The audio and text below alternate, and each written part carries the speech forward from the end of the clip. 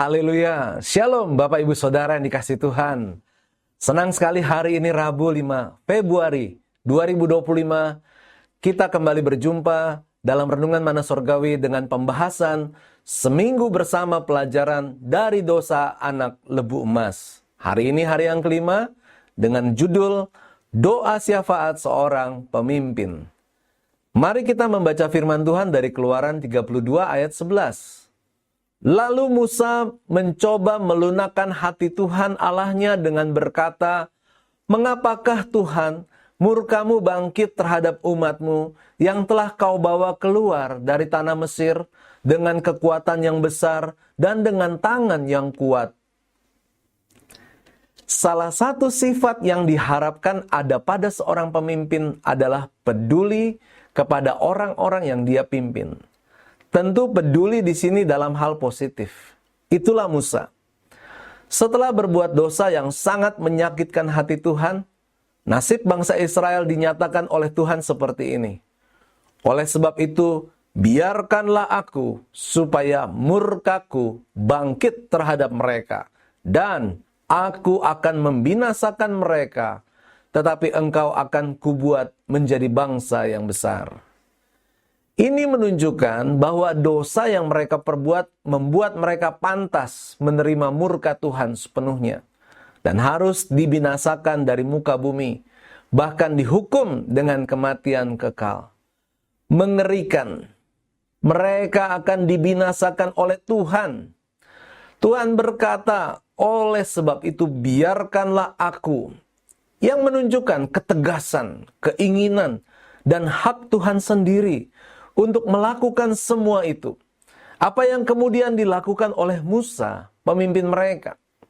Albert Barnes menjelaskan, "Biarkan aku sendiri." Tetapi Musa tidak membiarkan Tuhan melakukan apa yang telah ia putuskan. Ia bergumul memperjuangkan kepentingan umat Tuhan.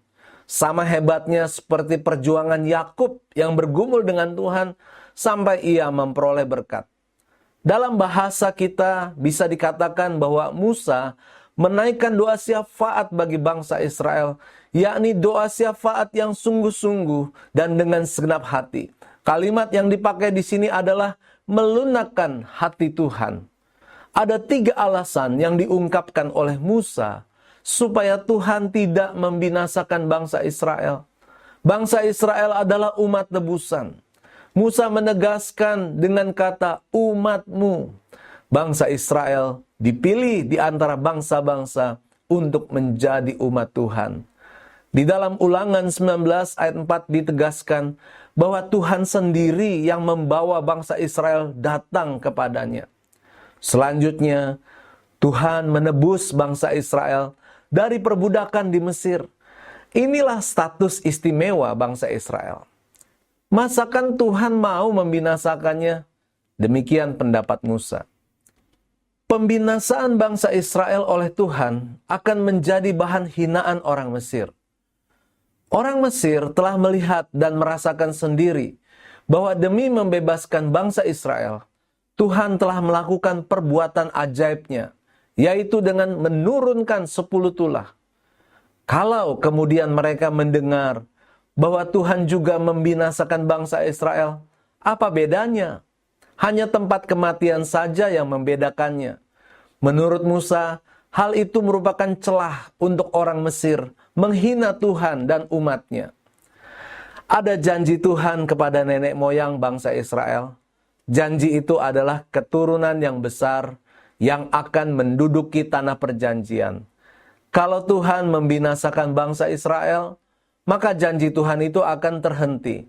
Tentu saja ini tidak sesuai dengan rencana Tuhan sendiri. Doa syafaat Musa yang sungguh-sungguh dan segenap hati itu dikabulkan oleh Tuhan. Demikianlah seharusnya kita juga bersemangat dalam berdoa syafaat dengan sungguh-sungguh dan segenap hati bagi keluarga, bagi bangsa dan negara, serta bagi gereja atau jemaat Tuhan. Kata-kata bijak, orang percaya harus mendoakan orang lain untuk pertobatan dan untuk mendapat pengampunan dosa mereka dari Tuhan. Mari kita akan menutup renungan pada hari ini dengan berdoa. Tuhan, beriku hati yang penuh empati kepada orang lain, sehingga aku bisa menaikkan doa syafaat bagi mereka. Dalam nama Tuhan Yesus kami berdoa mengucap syukur. Haleluya. Amin. Puji Tuhan, kami berdoa dan berharap renungan hari ini menjadi berkat buat Bapak Ibu semua. Selamat beraktivitas. Tuhan Yesus memberkati.